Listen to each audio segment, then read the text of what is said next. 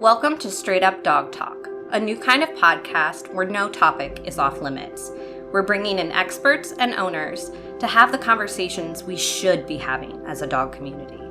Each week, a new guest will share firsthand experiences, educational resources, or professional guidance to help you learn and grow along with your dog.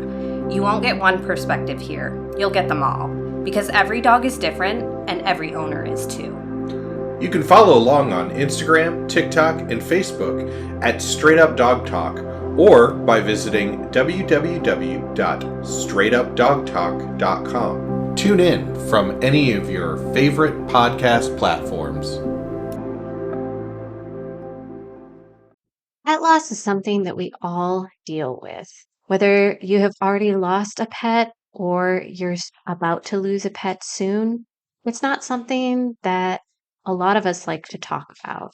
Doug Green wrote a beautiful book that we're going to talk about in today's episode about the life lessons that the dogs in our lives teach us. I hope that you enjoyed today's episode. I hope that you learned something beautiful from Shirelle's life's lessons and that you don't ever hesitate a second to give your heart away to a dog. In memory of all of those that we have lost, Straight Up Dog Talk recognizes the dogs on the Rainbow Bridge with today's episode.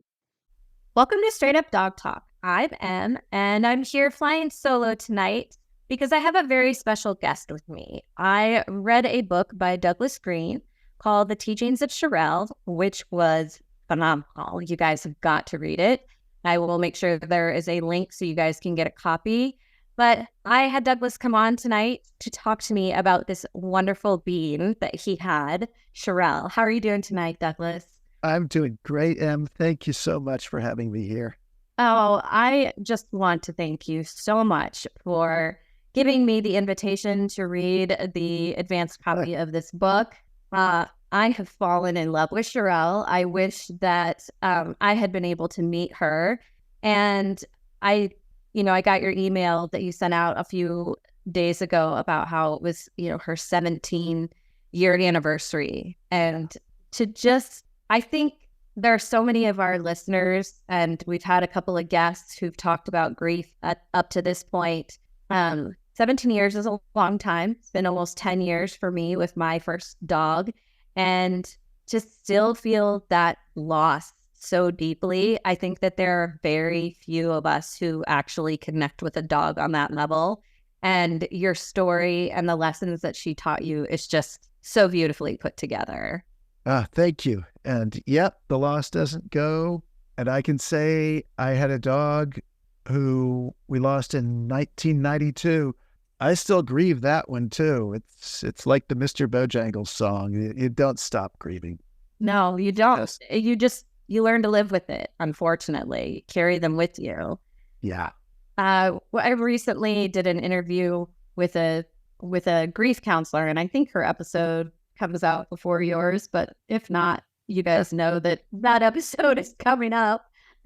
Actually, I think it's a couple after yours. So, but, there's so many things, and you talk about this a lot in the book, and they actually have labeled it. It's called anticipatory grief. And that's when you're worried about, thinking all of this stuff. And you're a psychologist of some psychotherapist. There we go. So you probably understand the terminology, but for the listeners, the anticipatory grief means you're in your head, you're thinking about what could happen and how it's going to happen and when it's going to happen and where it's going to happen. And you're not, living one of Shirelle's most important lessons, which is to live in the moment and accept that love and that joy and that beauty that they bring into your life. And I think that was, a lesson that I learned from my dog previously, Cajun, and also from Fitz, and just finding the joy in those small things. And Shirelle did that in so many ways for you. Is there another story that's not in the book where you can just share like something that was so joyful, maybe not pleasant in the moment, but even today still makes you look back and just laugh? Well, I think the whole point is, and I think your listeners, because I don't think you have any listeners that are going to be dog fanatics, can all relate. especially once the dog is gone, or let's say the dog has grown up and you think back on when they're a puppy, there are no bad memories. There might be things you regret. I've got some things in the book where I say, oh, I shouldn't, that's terrible when I did that. Or something where I know damage was done. But I think of this dog park that I write about in there that she loved more than anywhere else in the world to go to. And it's a huge dog park. For Angelinos, it's the one on Laurel Canyon near Mulholland, or Mulholland near Laurel Canyon. And I just did it. We talked about my Ann's. It was right there. She was so excited to get there. She would get excited the moment we drove up, and you had to park a little ways away and walk up.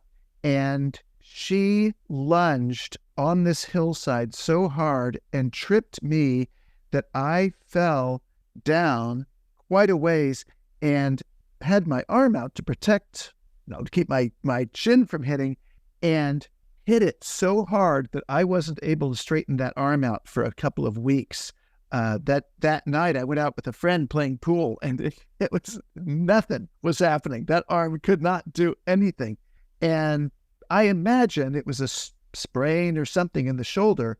Years later, I had shoulder problems, and I bet you that came from that stupid little dog being so excited. Oh, I have to get there. And I know she didn't do it on purpose. She had no idea. All she had was this incredible explosion in her head.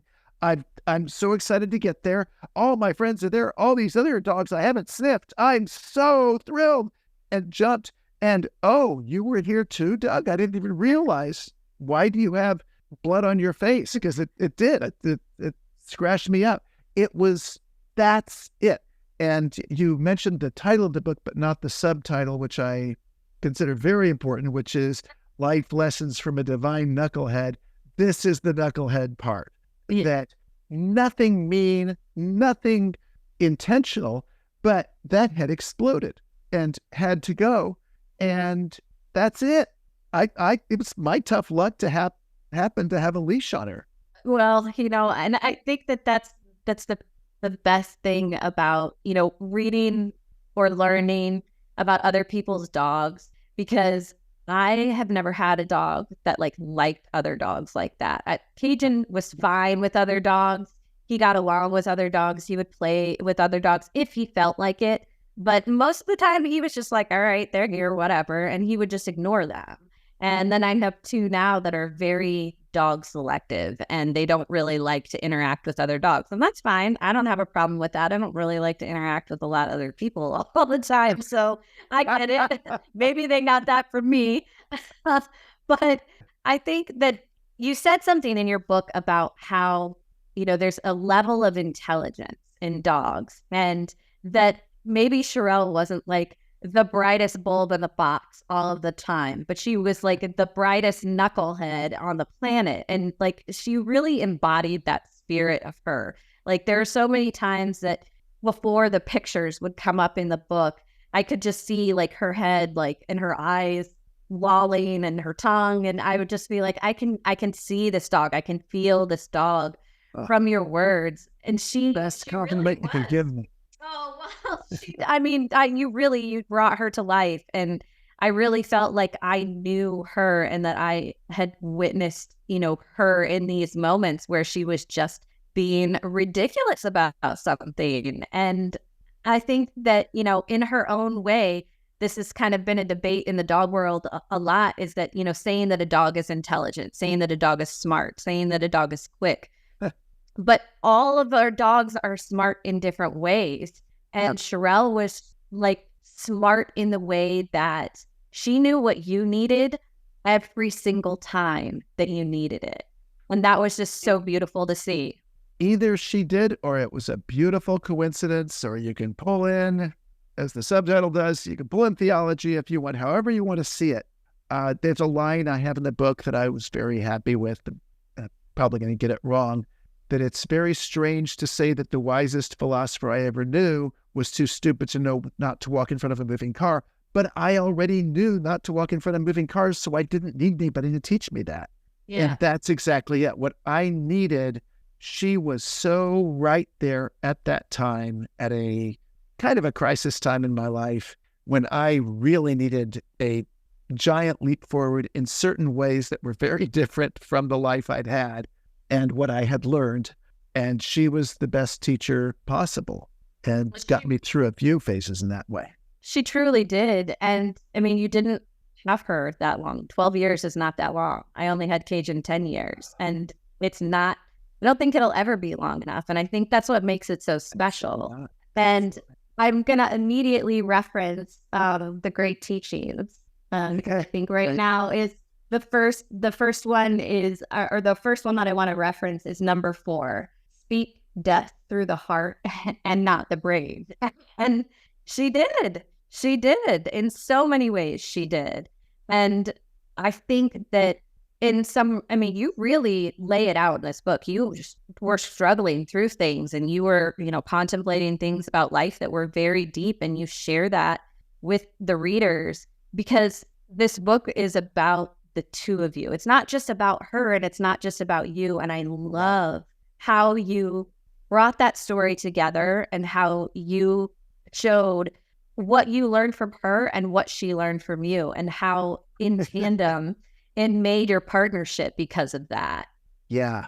I think the incident that elicited that lesson in the list was this thing where I was at the end of a romantic relationship. It had gone very badly, and I was lying in my bed and doing what most of us do, I think, which is just ruminating like crazy and talking to myself. And, well, when she said this, I think what she really meant was this, and what I should have done was this, blah, blah, blah.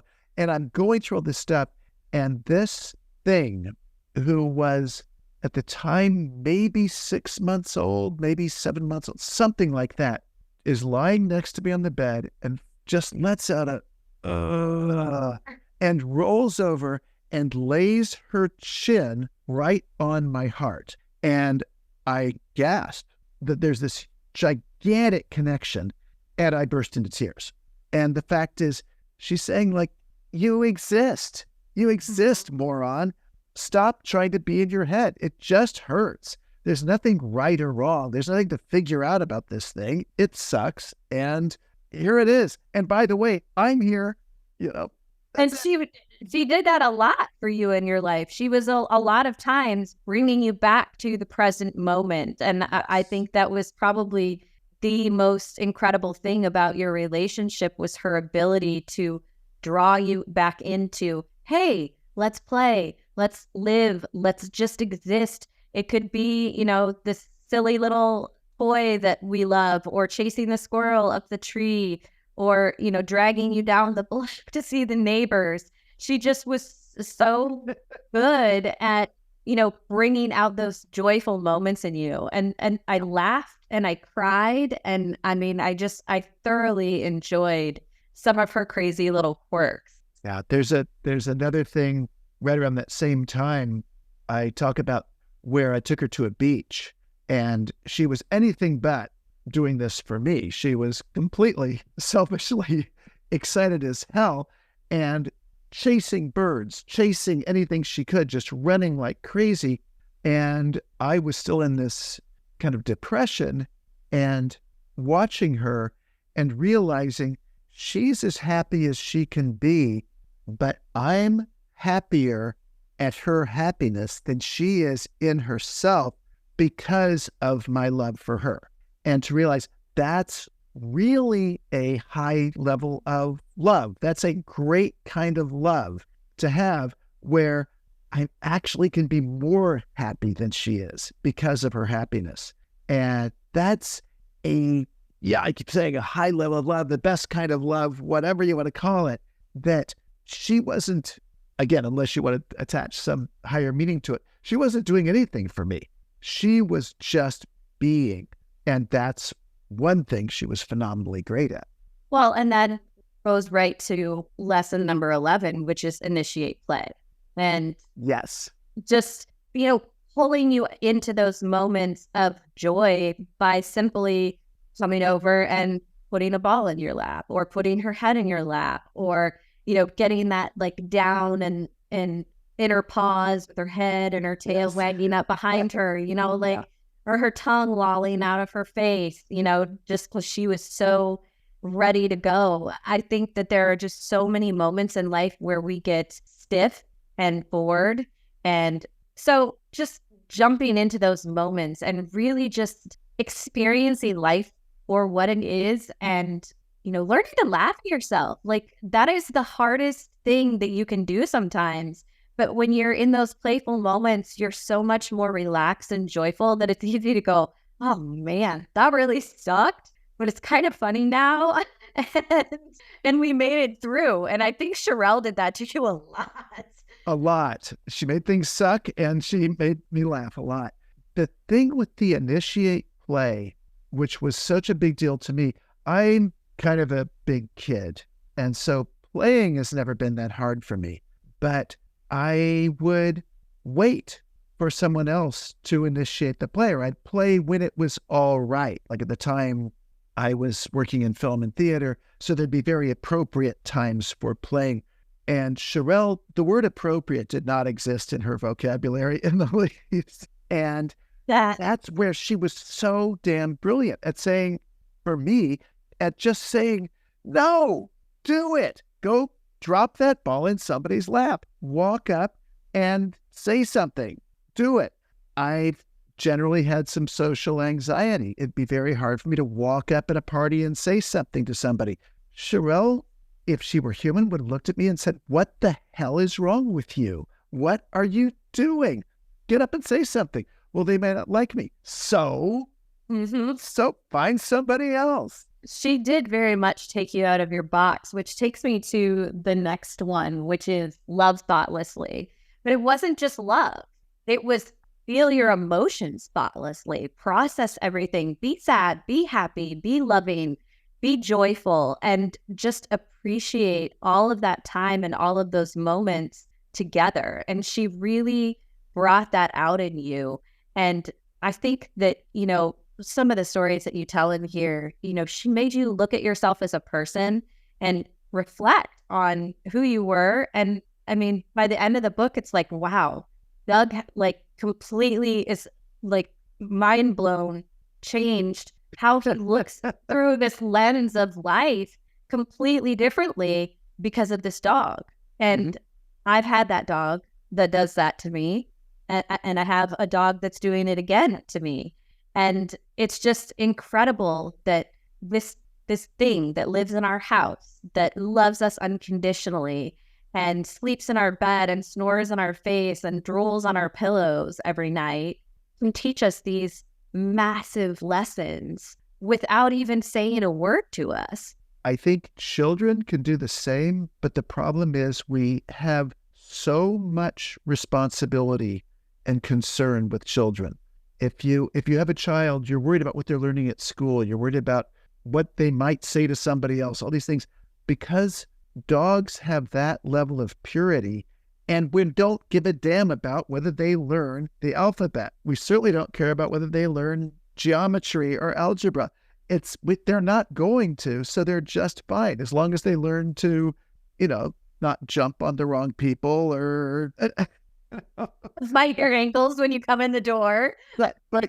Just not twice, just once. If you need to give it one nip, that's okay, but then stop, and whatever it is, and that frees it up. But we do have these other marvelous, perfect beings in our world, but dogs, and I know certainly I have friends who would say cats. I'm allergic to cats, so I can't argue the case. They are that way. We can learn so much from them because they live in that pure place, and they haven't developed the higher brain things that we have that get in the way. So when I say love thoughtlessly, and of course I've had people say, well, that sounds terrible. That's what do you mean by that? No, what I mean is just love and don't have thought be a part of your love. Let thought be a limit. If you love somebody and there are very good reasons why you should avoid the hell out of them, good. Have those limits be there, but let yourself love them at the same time. That's okay.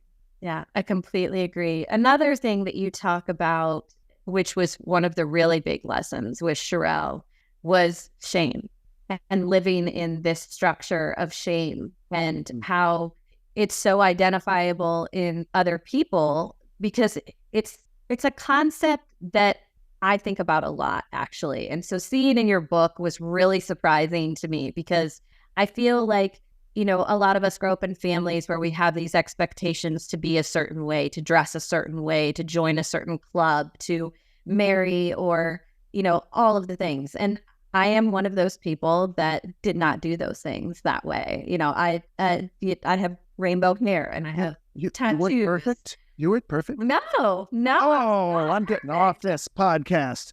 Get this. And I just loved seeing that unveil in your story. And I loved seeing you realize that like you didn't need validation outside of anybody but yourself. And it was a dog that taught you to look at yourself that way and realize, hey, I am worthy. Hey, I am good enough. Hey, if this dog can love me, then anybody can love me. And I just thought it was such a beautiful, beautiful turn of watching your emotional state go from, hey, this is not a great place. I'm not in a good place. I've gone through all of these like not so great relationships, some kind of life struggles and traumas with work, because you started out like really in film and TV. And I mean, you've really done a whole variety of things. And then you end up, working with kids and taking your dog into work with you and letting her heal them too. And I was just like, my gosh, I cannot handle this. Like, how beautiful is it that not only did you let her heal you, but you let her heal others too? Oh boy.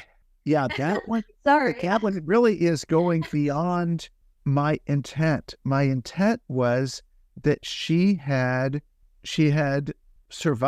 miraculously survived a death sentence, cancer, and I wanted to take her to work with me when I could. And I was working at a daytime clinic that couldn't allow dogs because my predecessor's dog had bit somebody, which was just one more reason to be angry at the guy, besides the fact that he left me months of notes to fill in. But that I had this other gig that was a nighttime thing where I had, I think, 5 clients, and I checked with each of them, had checked with the boss, and everybody was cool with my bringing her in. And she was at this time a fairly old dog. She would just say hello and then curl up in the corner and go to sleep. It was no big deal. That's so stupid and naive of me. I had no idea how profound she would be in those rooms. And just like the story I told about her putting her head on my chest, there were things where people would get uptight and get locked in some emotion, and she would just groan on the other side of the room, get up and go and lay her head in their lap. And they might burst into sobs, or they'd play with somebody. The best story in there was someone who had lost their father, had moved away when they were young and disappeared from their life. And now in their middle age, her father wanted to reconnect and be a dad again. And she was very lost on this. Half of her is still that hurt little girl who totally wants daddy back, and half of her doesn't trust him at all and says, you're going to break my heart again. And they talk, and finally she comes up with this idea, checks with me, but then says to him, I'm willing to try to build a life with you, but you need to come and see Doug with me. And because there are things I need to say to you, and I don't feel safe just talking to you one-on-one. And he said, okay. And they came in. Shirelle licks hands, goes to sleep in the corner.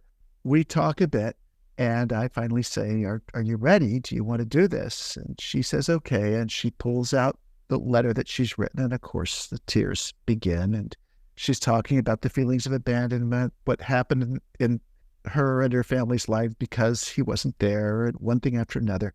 And while this is going on, I see his posture stiffen. And he doesn't look at her. He's just looking straight forward, and his hands lie on his lap and his lips purse, sorry. And I think, this isn't looking good. This isn't looking good. And she finally finishes at this point in full sobbing. And he stares forward, and I say, is there something you want to say? Is there some response you want to give? And he says, well, I don't know that I agree with everything you said in your letter. And it was horrible. It was the look of shock in her eyes that he was so frozen, he couldn't take in anything. And at this point, she totally gets dissolved in sobs, and he can't even see it. He's looking straight forward at me, talking, not hearing. It's just, he's in total fear. And Shirelle looks up, gets up from the corner while he's talking. And we should say on here, Shirelle was a pretty big dog. She was 65 pounds and a really big mouth. And she walks up, looks at him, and then just lets loose. And of course, he's terrified. And then she turns around, walks over, walks in the corner, curls up, goes back to sleep.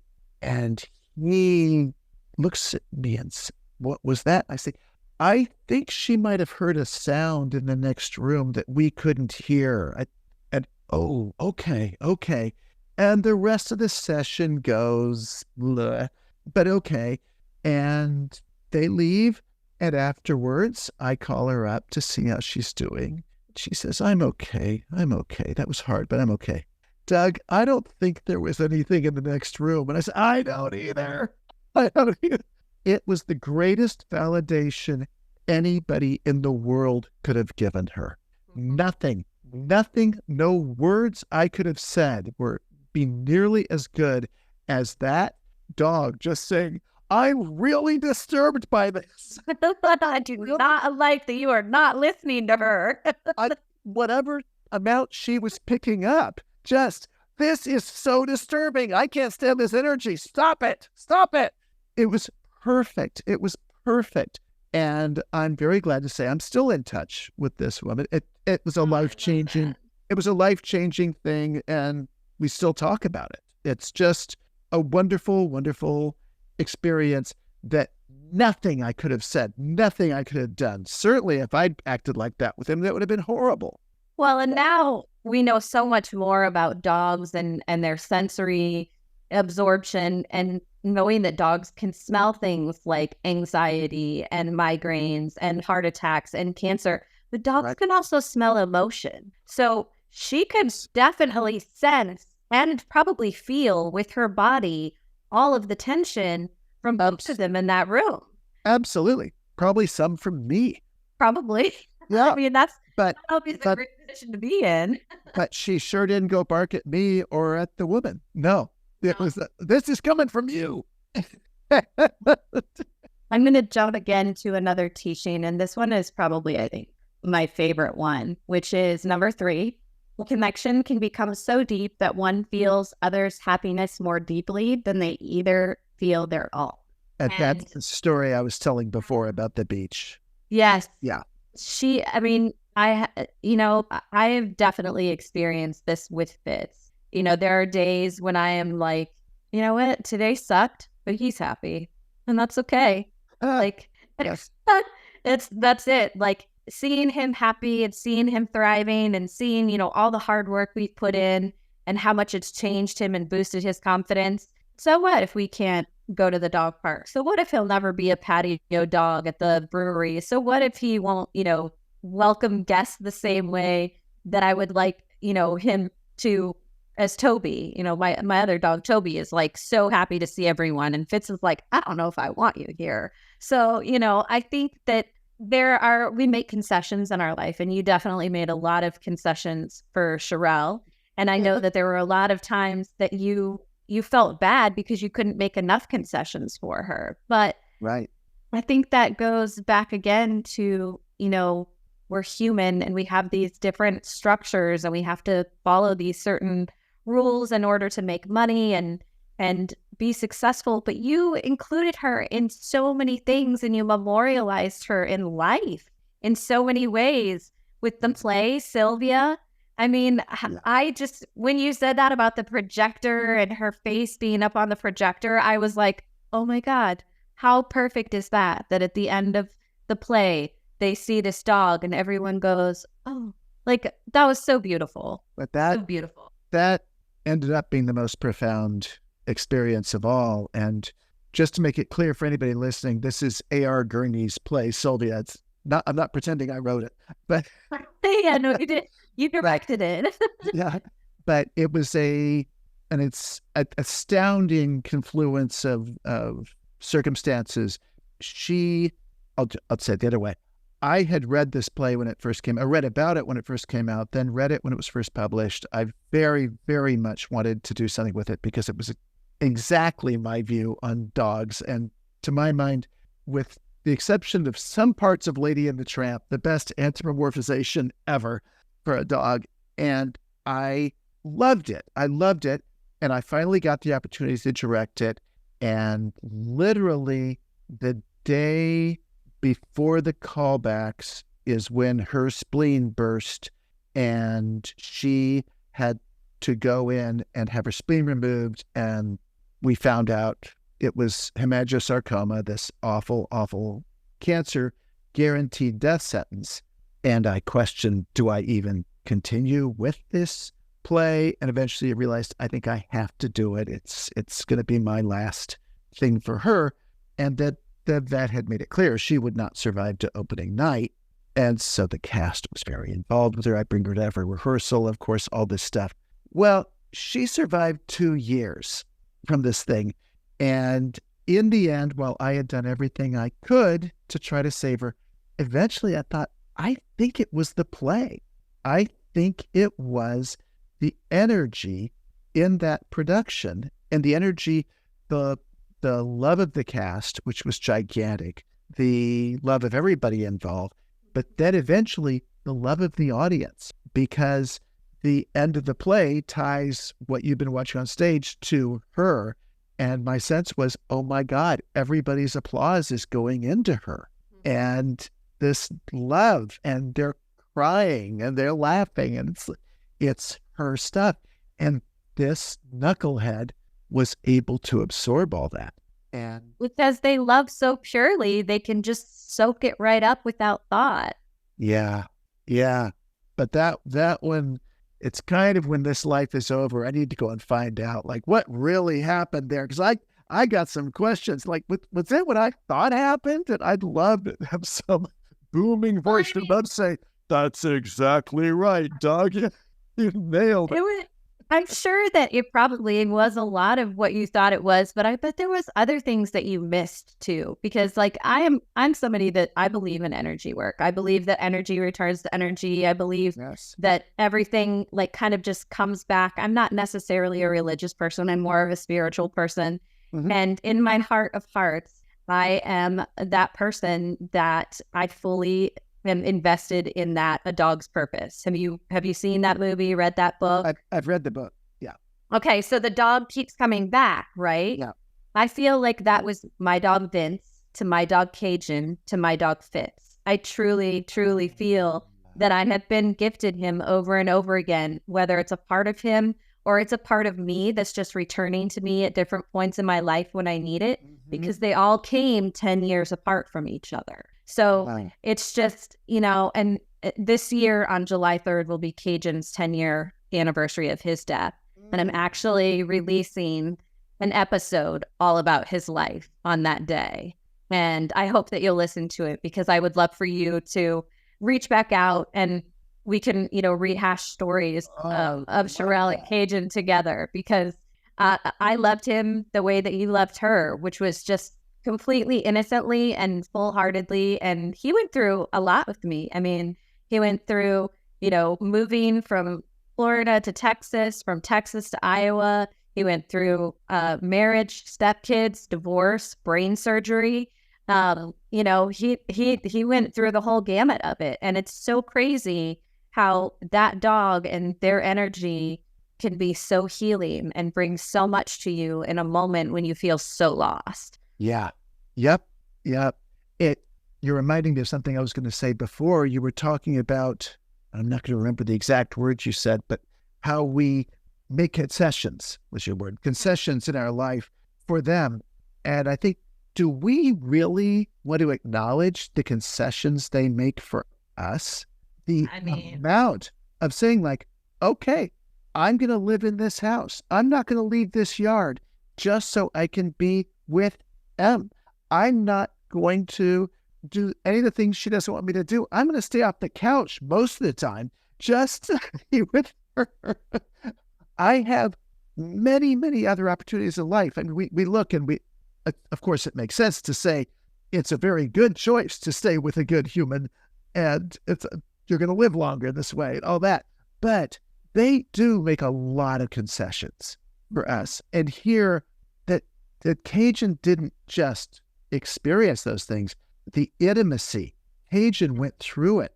I write in the book about when I had a hernia. Yeah. And Shirelle was still young at that time and very, very active. And for the healing period, she lay next to me trying to press her weight against the wound for 22 hours a day. Then she'd go outside and run like hell, get all that energy out. But then she'd come inside and do that. And it's classic pack behavior that's using her energy to try to heal the wound of the pack leader. It all makes sense, but it's profound as hell when you're experiencing it. And you go, she's really doing this. And I think it's working, with the exception, as I talked about in there, that this was a umbilical hernia. So which means it's right by the navel, and my whole belly was swelled. I looked like I was 8 months pregnant. And that when I would fall asleep with some painkillers and everything else, she would lie again against the wound. But at some point in the middle of the night, just because she's a being, she would need to stretch her legs, and those legs would stretch and all her strength pushed right into the wound. And I would go from the deepest level, deepest REM sleep, just screaming suddenly while she's gorging right at the wound. And she'd wake up like, what the hell? What's wrong with you? But I promise in the long run, she was more healing than destructive to that. But there were those moments every day. Oh, that hurts. I have a dog that has Fitz has sharp elbows. And so, the sharp elbows in the chest or in the stomach, like, oh, man.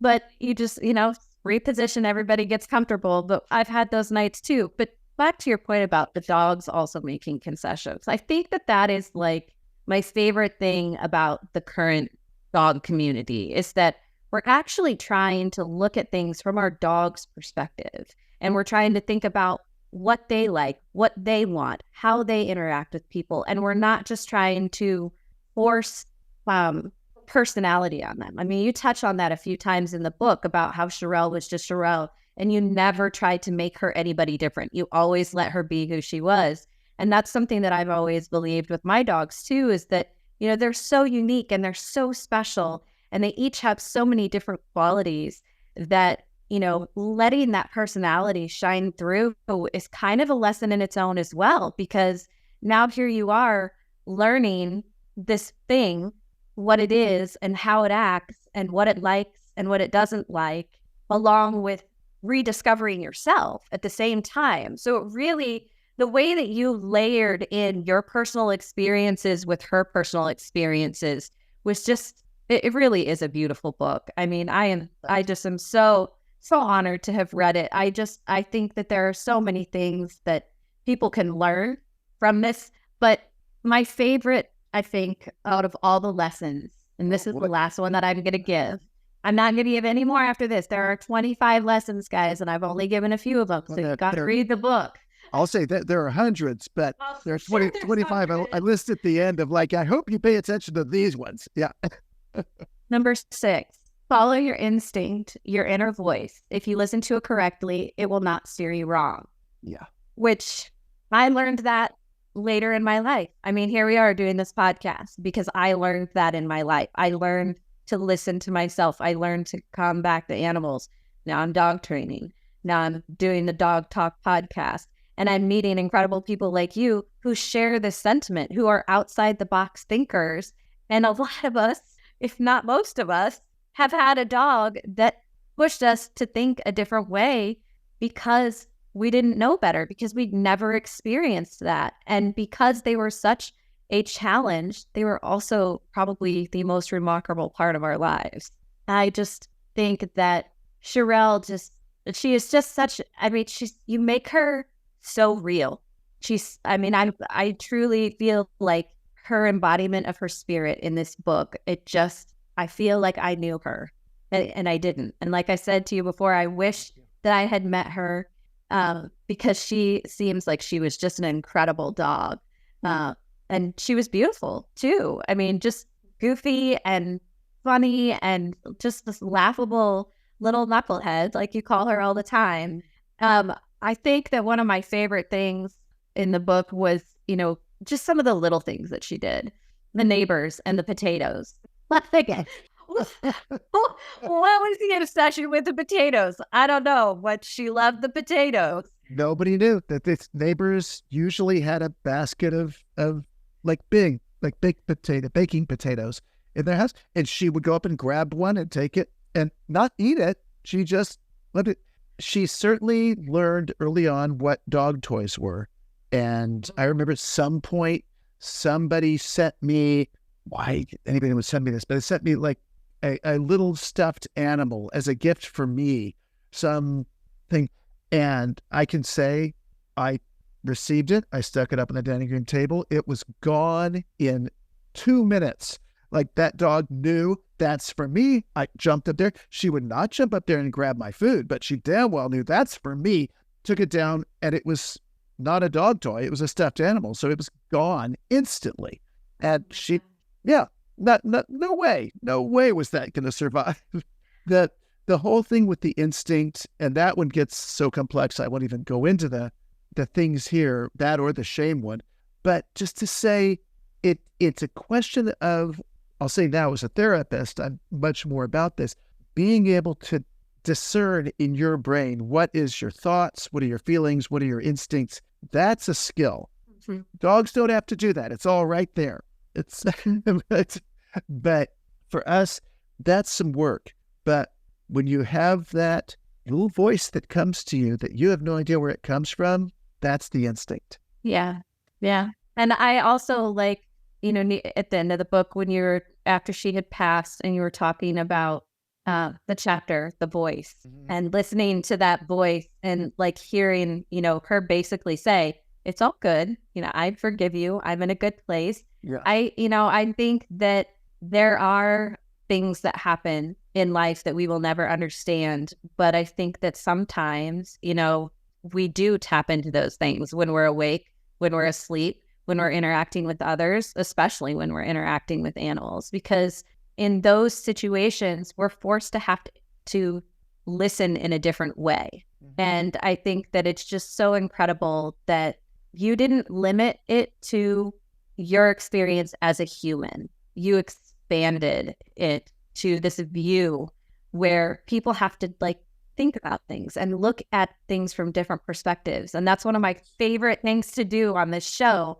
is pick things apart and make people go, oh, well, yeah, I never thought about that. It's like when I'm talking to somebody from the rescue community and they don't want us breeding dogs, but then we're talking to ethical breeders to preserve breed lines. And, where do we find the happy medium in that? There's just so many ways that we can look at situations I'd say the word ethical. Ethical is probably that perfect line. What I would like to know is, did you get more dogs? Because it's been 17 years. Did you get more? I did. I did. I would love to say I got more. The job of Shirelle after she was gone was way more consuming than I'd realized. Writing the book was the hardest thing I've ever done. And I also created a website that still exists that I'll give a plug to, called Ask Shirelle, which is a advice website. Think of a Dear Abby, but it's Shirelle giving the advice so the advice is from her point of view, her non-shaming, positive, knuckleheaded point of view. And I only created it as a marketing tool to try to boost the book sales while I was working on the book. The website became immensely more successful than the book. And there was a period where we were getting 10,000 visitors a month. It's a little lower than that now, partly because it had some technical problems that took it out for months.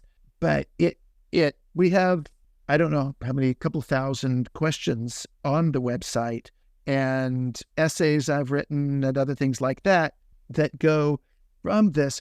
And all this stuff got in my way of what I wanted to do, which was to get a puppy. And eventually I realized, you know what? I can't do that. If I buy a puppy, everybody's going to compare it to Shirelle, and Shirelle couldn't live up to what I have now done with Shirelle. That's just cruel. So what I'm going to do is get a rescue dog, an adult dog, keep it for a couple of weeks, connect with it, bond with it, and then we'll get a puppy, and I'll have the two together, and that'll be great. And I bought this rescue dog who was wonderful, sweet, until the moment her caretakers, who had her for 6 months, who are the loveliest people on the planet, left her.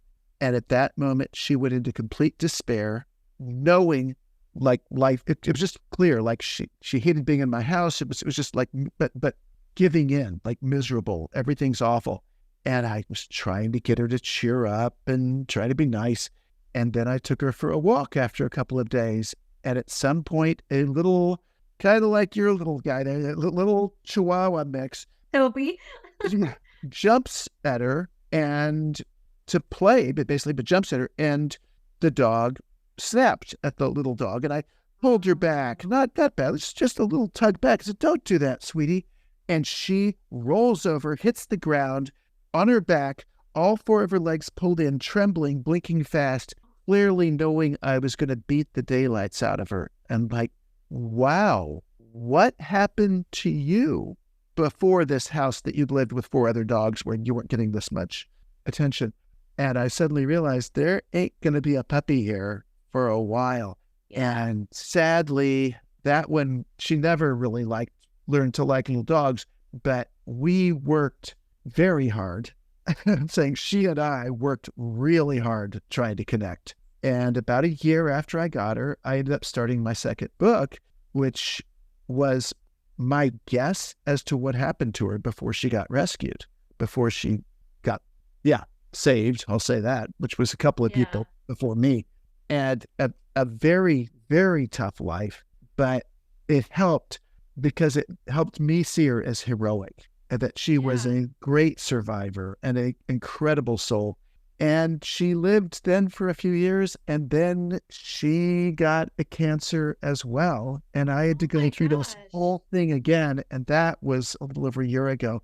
And I'm not over that one. I'm eager to get another dog. There will be, but we got to get through this release first. Yep. I totally understand that. And it may well be 2 dogs, but that was what it became pretty clear eventually was it's kind of a karmic payback. I had to give that dog what Shirelle gave me. And in the end, I did, but not for long enough, which is a shame because she was becoming a really happy dog. And then that damn cancer got in there. And I hated cancer before, but I'm sorry. It's crazy. I think the statistic is 1 in every 6 dogs now gets cancer. And I personally have not had that awful experience yet. Good. Had someone come on the podcast and talk about their dog who has cancer. We've got another one that's coming on to talk about it. And it really just is, it's awful. It's awful in people and it's awful in dogs. But I think the worst thing about it with dogs is that we can't explain to them, like, this is going to suck. This is going to hurt. This is going to not be fun. We're going to have to go to that scary vet office and we're going to have to let them draw blood and do tests. And there's just no way that we can explain that to them or comfort them in the way that we would want to be comforted. But then it goes back to, again, do they actually need that? Do they just need our compassion and our love and our support? Or do they need that deeper level of understanding that we do? I'll say the deeper level of understanding would be good when you're trying to stick pills down their throat. So they don't think Why? You've always been so nice. Why do you hate me now? I'm really feeling kind of crummy. I don't need you hating me now.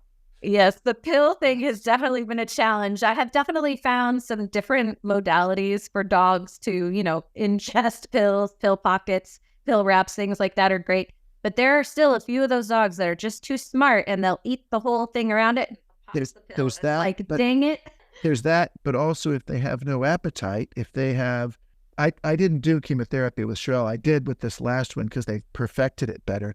But it meant she was nauseous and I had to be sticking pills down her. And guess what? If I'm nauseous, I had food poisoning a week ago, Em. You know what? I didn't want anybody sticking anything down my throat. Well, I had food poisoning. Exactly. And again, that comes back to us being more aware of our dogs and their needs and their perspective and thoughts on things too. It's like, I don't want to do this to you, but it really is for your own, well-being and good. Yeah. And unfortunately, how many times have we heard that from parents, teachers, everything? And let's say, oh, yeah, right. This is going to hurt you a lot more than it hurts me. Yeah, sure. And the fact is, it probably did. It probably hurt me more than her. It probably did. That. So I probably forgot about it 3 minutes later and, was over it until it happened again the next time. No, not Aria. Aria lived in suspicion, and she was looking at me out of the corner of her eye like, I know you're going to do it again, aren't you? Oh, my goodness. Well, we're just about out of time, but is there any last message that you would like to leave with the listeners? You know what it's going to be. It's right in front of you, and bless your heart for suggesting it. Lesson 25 is really simple. It's the title of an old song that I was listening to a lot when Shirelle was in her last days. There are such things. And the message of that is pay attention. All this book really is I got a funny and wonderful and horrible and fantastic dog. And everybody listening to this has that experience.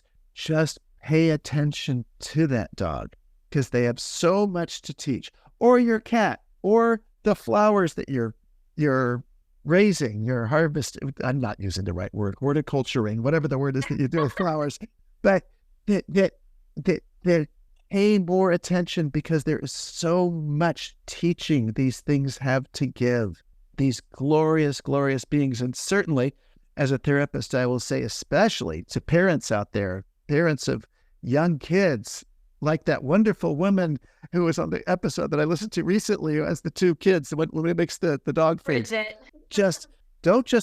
Bridget, don't just like them. Don't just love them. Don't just take care of them and teach them. All those things are important.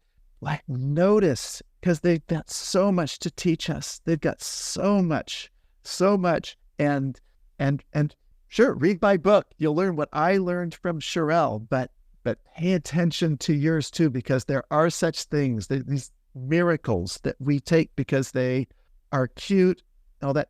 I'll throw another thing in there. If you know at all, the comic strip Pearls Before Swine, he did this on the anniversary of the day Shirelle died. I couldn't believe it, where this character, it's a pig, but that's irrelevant. The character is writing down a list, the pros and cons of having dogs.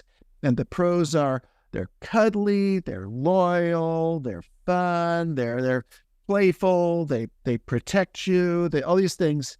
What are the cons? When they die, they rip your heart out worse than it's ever been ripped out before or will again.